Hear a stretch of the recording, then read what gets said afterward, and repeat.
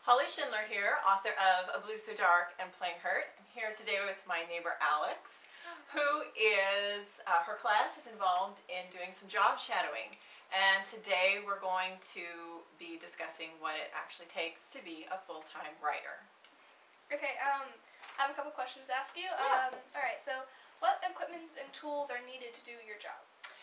It's pretty basic what you need to get started to be a full-time writer. I think it's pretty common anymore for anyone to have, a basic home computer, and, even to really get started, to initially draft your work, you really don't need anything other than, say, a pencil and paper.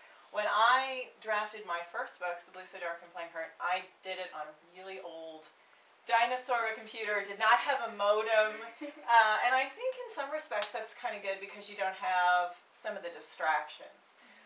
It's all focused when you're with your computer, then the entire focus is absolutely just on your work, and you're not distracted by email, social networking.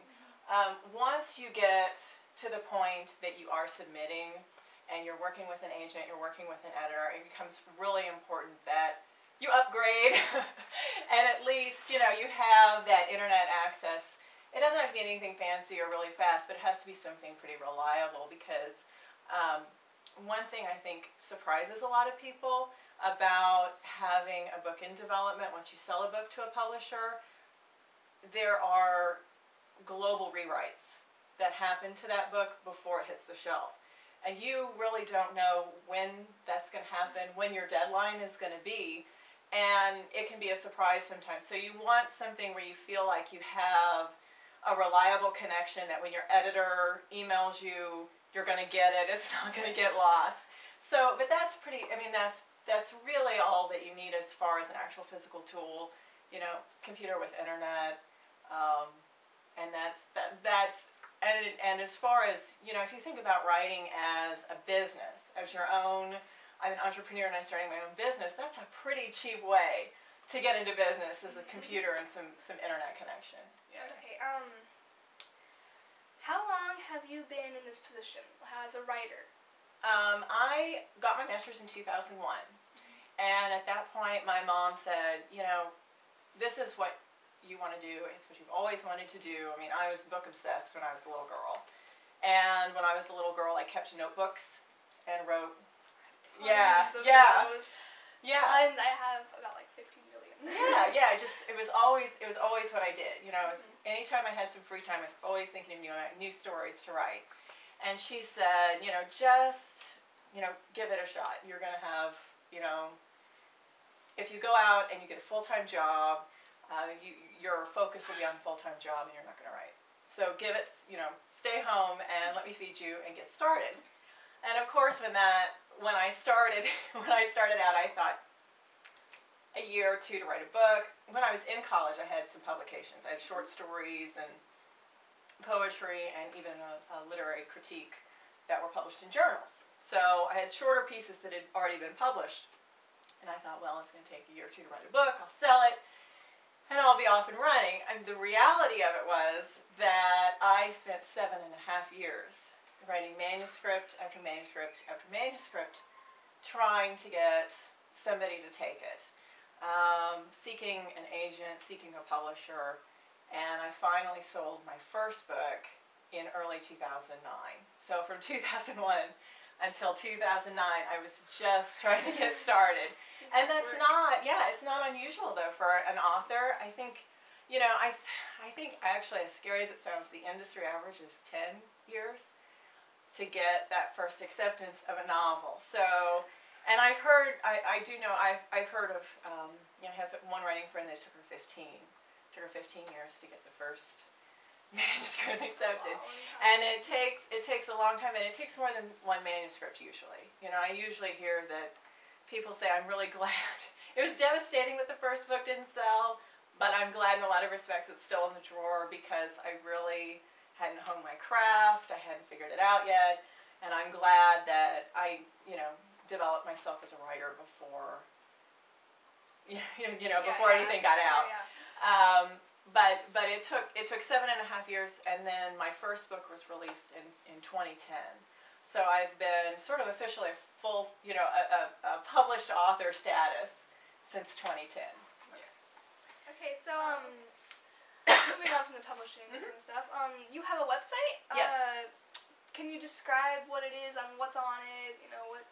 Yeah, I think that's another really important part of being an author is being open to, like I said, like marketing your own book. You are going to get help, of course, from your publishing house, but I think you can't replace an author coming in on their own and giving the book a push as well. I have an author website. I also have a blog. This is my blog, my personal author blog. It's called Novel Anecdotes, and on here I give writing advice. I do vlog posts. I also I give book recommendations. I recently gave a book recommendation. I talk about what's going on in my own career. And I have 2 group author blogs, one called YA Outside the Lines, and that is a blog of fellow young adult writers. And we all get together and we agree on one topic a month, and we all blog 1 day a month. My blog, my post came up this morning. But we pick 1 day a month. We have 1 day a month. We are all... That's our regular posting date, and we come up with a theme for the month. This month we're talking about relationships and how our personal relationships have fueled our writing, and each person will give their own take on that theme for the month. I also have a second group author blog for middle grade authors, since I have a middle grade book in development as well. It's called Smack Dab in the Middle, and we do much of the same thing, where we pick 1 day a month and blog on an agreed upon theme.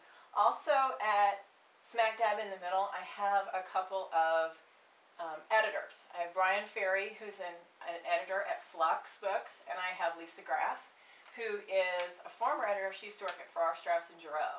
So they also are able to talk about, kind of give some insider scoop about what's going on in the book world. Lisa Graff also regularly posts interviews with editors and publicists and book designers, and kind of gives us some insider knowledge into what's going on in the book world, which I think is fantastic. But I think that's something that, I'm also, every day I'm on, to some extent, Twitter, Facebook, and Google+, and I'm out there talking to readers. Before I got my first book published, I didn't know what was available as far as the blogosphere, and the young adult book community has an incredible, just an incredible blogging community. There are so many people out there that are book bloggers, that are out there posting interviews and giveaways and reviews of books, and really introducing readers to new authors. And I just fell in love with the blogosphere when my first book, A Blue So Dark, came out, because to a great extent I think that's really where readers found my book, to a great extent. So I think it's really important. I think the face-to-face, say like a book signing, or some of those kind of old school promotional tools for an author are nice, but in some respects I just think that the blogosphere it opens itself up to kind of developing a bigger relationship with your readers. When I'm signing a book at a book signing, I say hello, I sign your book, I hand it back, and it's kind of over. But on Twitter or Facebook or through my blog, I sort of have this ability to keep in contact with people, and I really feel like I've developed a relationship with my readers that I wouldn't have had without social networks. What genre of books do you write, or do you prefer to write the most, if you don't really Yeah, I do. My first 2 books were in the young adult genre, A Blue So Dark and Playing Hurt. I have another book in development as well, with Dial, The Junction of Sunshine Lucky, and it's a middle grade novel, which is a kid's novel. And I have other work on submission currently in all genres. I've got adult work out. I've got other young adult work out. I'm working on some additional middle grade novels. And also within the age groups, you know, I do different subgenres. A Blue So Dark was a young adult literary book. Playing Hurt was a young adult romance. And, you know, my reading interest, and it's probably as a result of my work in college, my reading interests are really varied. I will read, there is no genre that I will not pick up. I read romance, I read horror, I read sci-fi, I read the classics, I read literary. It's all over the place, and I really kind of attribute that to some extent to me writing in different subgenres. I also, during that 7.5 years, when I was seeking a publisher, I didn't know where the first yes was going to come from. And I felt like I need to write additional manuscripts, but I also need to try my hand at as many genres as I possibly can. There may be one, you know, that would work for me, that would be better suited to me than others. One thing that happened, when I first started, I was writing only adult work. And in order to help pay some bills, I started teaching piano and guitar lessons out of the house. And I had, you know, students who were, you know, a lot of students in, say, like the 10 to 15-ish area of age. And I was interacting with a lot of young teens in a way that I hadn't in a long time. And when I started talking to them, it just seemed like so much of it was familiar. You know, the fashion has changed, some of the technology has changed, but what you go through is sort of what you go through. I mean, so much of it is the same. And I just felt like, you know, I felt like, well, this is not that far away from me, you know, these teens, and that's what made me start writing young adult work in the beginning, was my interactions with my students. I just felt I felt a connection with that, and that was what made me start drafting work in the first place. And I always kind of laugh about that. I think, you know, I say sometimes I expected those lessons to kind of help me out financially. I didn't know I was going to get, you know, a career direction out of those lessons. So, I mean, that's one of the cool things, is you never know as a writer where the inspiration, the next inspiration is going to come from. It's just usually where you would never expect it to, you know. Yeah. All right. So I'm going into high school next year. So do you recommend any courses that I could do? Because I personally, when I grew up, I would love to be an author. Yeah. That's something that I enjoy. Yeah. So do you have any recommendations for high school or even college classes that helped you? I would just say anything, you know, related to reading and writing. One of the things that I think helped a lot as far as my college work were those creative writing courses. And the reason is not even for what you learn as far as the actual craft of writing, it's being able to take critique.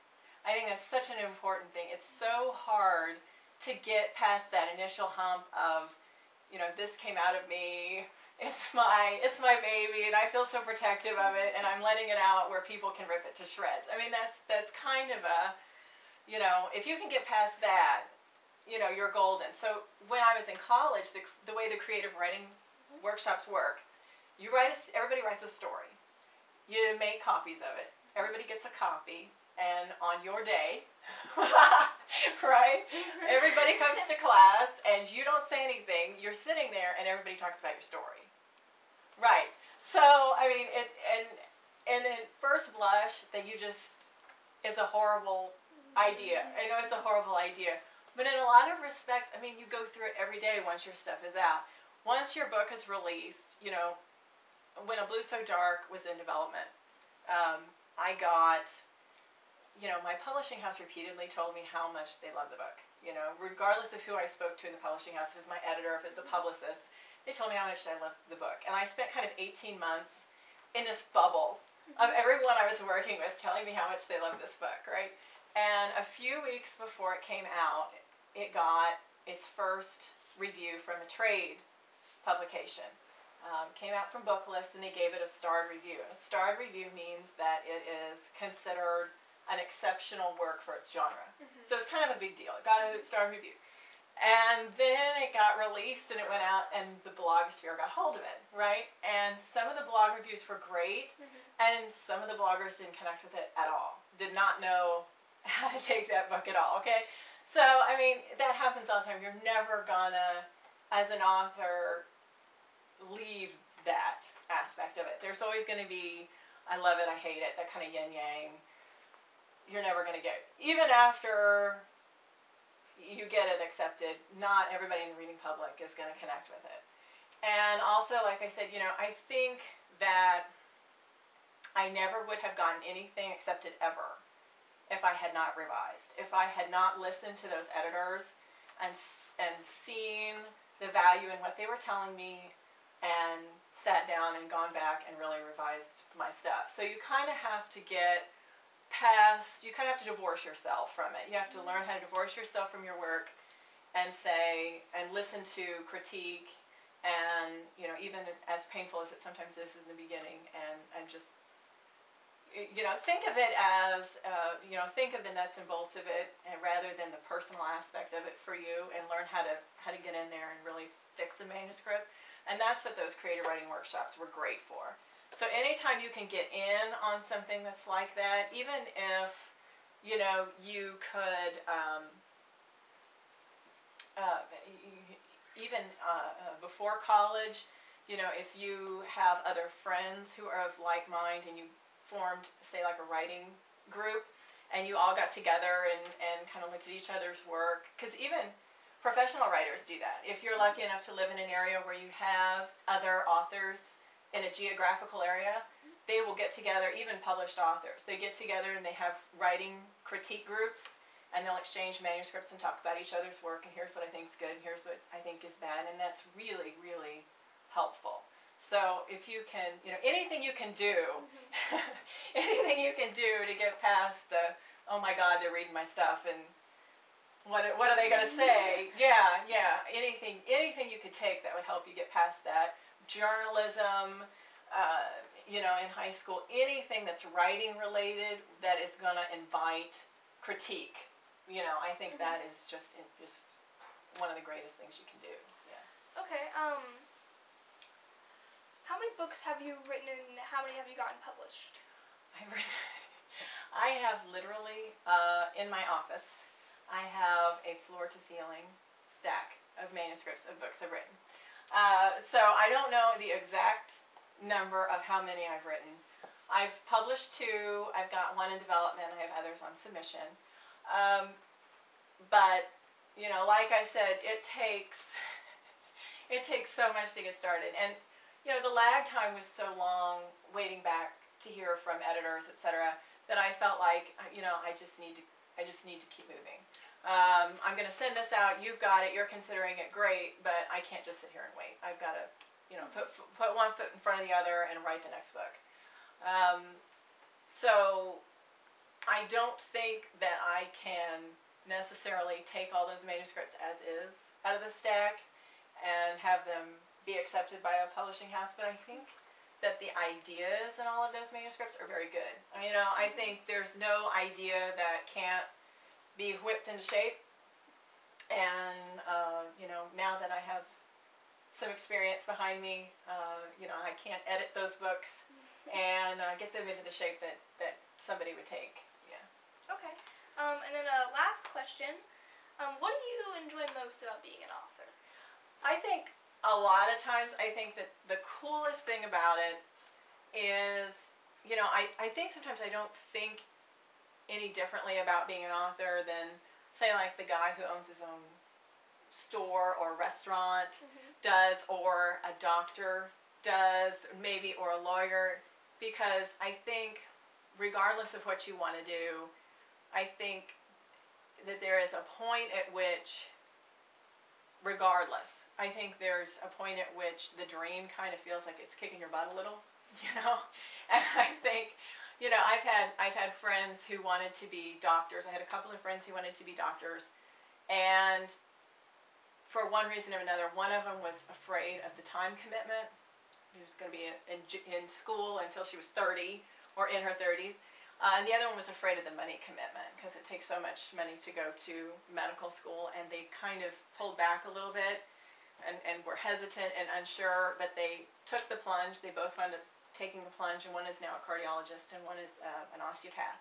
So I think that they feel the same way about their jobs as I do. I think, you know, if you find something that you love, that you're passionate about, that you know you want to do, and you stick with it, even though there are detriments. You know, it takes a lot of time. It takes some money. Whatever, you know, whatever that obstacle is that you see, or, you know, you feel like I've you know, spent 3 or 4 or 5 years trying to find a publisher and no one's publishing anything.